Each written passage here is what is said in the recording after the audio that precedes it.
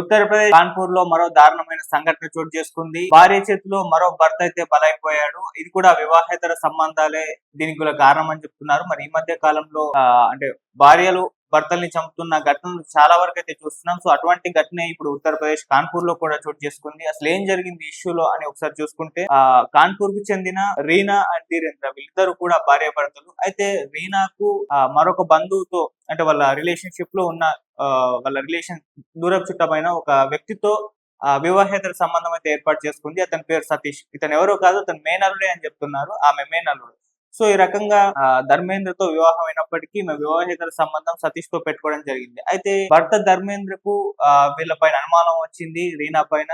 So complete గా ఒక నిఘా పెట్టాలని చెప్పేసి అనుకున్నాడు. వెంటనే వాళ్ళ బెడ్రూమ్ లో అయితే ఒక సీసీటీవీ ఫుటేజ్ ఏర్పాటు చేశారు. అంటే మరి నిజంగా రీనా ఈ సతీష్ తో అక్రమ సంబంధం పెట్టుకుందా అని చెప్పేసి చెక్ చేద్దామని చెప్పేసి ఒక సీసీటీవీ ఫుటేజ్ అయితే వాళ్ళ రూమ్ లో అయితే పెట్టడం జరిగింది. సో ఈ విషయం అటు రీనా అండ్ సతీష్ వీళ్ళిద్దరు కూడా పసిగట్టారు. అంటే తమ భర్తకు ఈ మొత్తం తమ వ్యవహారం తెలిసిపోయిందని చెప్పేసి సీసీటీవీ ఫుటేజ్ పెట్టాడని తెలిసిపోయిందని చెప్పేసి ఇవన్నీ కూడా రీనా కూడా తెలిసిపోయాయి.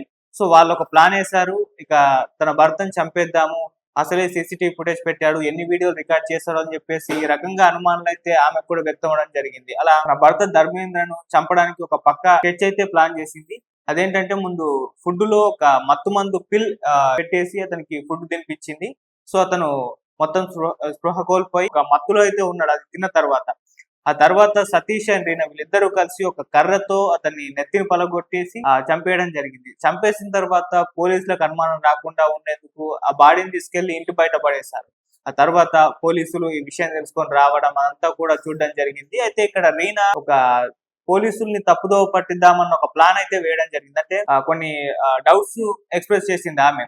నా భర్తకు కొంతమందితో గొడవలు అయ్యాయి అని చెప్పేసి, ఈవెన్ కుటుంబంలో ఉన్న ఒక ముగ్గురు పేర్లు కూడా చెప్పేసి వీళ్ళ మీద కూడా అనుమానాలు ఉన్నాయని చెప్పేసింది. కొంతమందితో గొడవలు అయ్యాయి, మరి వాళ్ళే చంపుండొచ్చు అని చెప్పేసి ఈ రకమైన స్టోరీస్ అల్లడం మొదలు పెట్టేసింది. సో ఆ రకంగా పోలీసులందరినీ కూడా మ్యానిపులేట్ చేద్దామని ఒక ప్రయత్నం చేసింది. కాకపోతే ఇక్కడ పోలీసులు తెలిసిన వాళ్ళు ఎలా ఉంటారు, అంత ఈజీగా నమ్మరు కదా. అందుకే ముందు ఒకసారి అక్కడ ఎక్కడైతే క్రైమ్ జరిగిందో అదంతా కూడా పరిశీలించారు. శవమేమో బయట ఉంది, ఇంట్లో ఏమో రక్తపు మరకలు కనిపించాయి వాళ్ళకి. సో వాళ్ళకి అనుమానాలు వచ్చేసాయి. అంటే బాడీ మృతదేహం అయితే బయట పడేశారు, లోపల మాత్రం రక్తపు మరకలు ఉన్నాయి, ఇది హత్య కాబట్టి ఖచ్చితంగా లోపలే జరుగుతుందేమో అన్న అనుమానాలు వాళ్ళకు కూడా వచ్చాయి.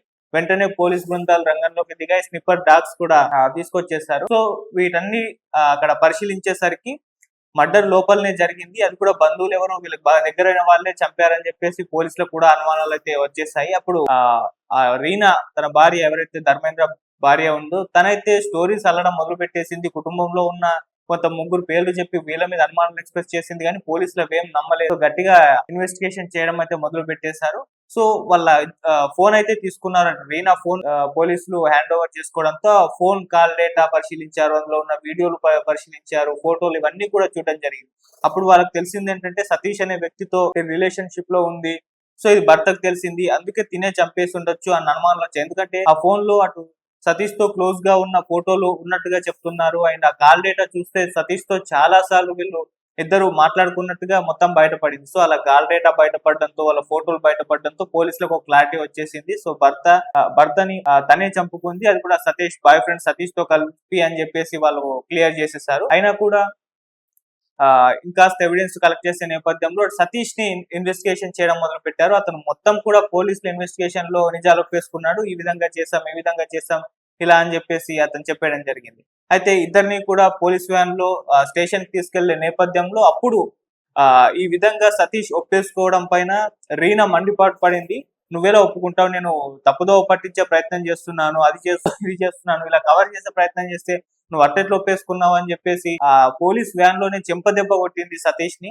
సో అలా వాళ్ళిద్దరి మధ్య కూడా పోలీస్ వ్యాన్ లోనే ఒక వాగ్వివాదం జరిగినట్టుగా కూడా చెప్తున్నారు. అంటే ఒక వైపేమో రీనా భారీ ప్లాన్లు వేసి పోలీసుల్ని మ్యానిపులేట్ చేసే ప్రయత్నం చేస్తే, మరోవైపు సతీష్ ఉన్న నిజానంతా ఒప్పేసుకొని అసలు ఏం జరిగిందో చెప్పేశారు. సో ఇలా ఇష్యూ అయితే బయటపడిపోయింది, ఇలా బండారం బయటపడిపోయింది. సో ఇప్పుడు ఒక క్లారిటీ అయితే వచ్చేసింది. అలా సతీష్ తో వివాహేతర సంబంధం పెట్టుకున్న రీనా అది భర్తకు తెలియడంతో, భర్త ధర్మేంద్ర తెలియడంతో ఇక ఆ భర్తని లేకుండా చేద్దామని చెప్పేసి ప్లాన్ వేసి అలా సతీష్ తో కలిసి చంపేయడం అయితే జరిగింది. అలా ఈ వివాహేతర సంబంధం అనేది మరోసారి ఒక భర్త ప్రాణాలను అయితే తీసింది. అంటే రీసెంట్ టైమ్ లో మనం ఇటువంటి ఇష్యూస్ చూస్తూ వస్తున్నాం. దేశవ్యాప్తంగా మేఘాలయ ఇష్యూ ఎంత సంచలనం సృష్టిందో మనందరికీ తెలిసిందే. పెళ్ళైన కొత్తలోనే అటు పెళ్ళై హనీమూన్ వెళ్లే ఒక జంట అటు కనబడకుండా పోవడం, అక్కడ భార్య తన భర్తని చంపేసుకోవడం, దేశవ్యాప్తంగా వైరల్ అయిపోవడం, ఆ ఇష్యూ తర్వాత బయటపడి అందరూ కూడా షాక్ గురైపోయారు. ఎందుకు వివాహేతర సంబంధం ఆ భర్తని ప్రాణాలు కోల్పోయేలా చేసింది. అలా రీసెంట్ టైమ్ లో ఇలా వివాహేతర సంబంధాలని భర్తల ప్రాణాలు అయితే తీస్తుంది. అంటే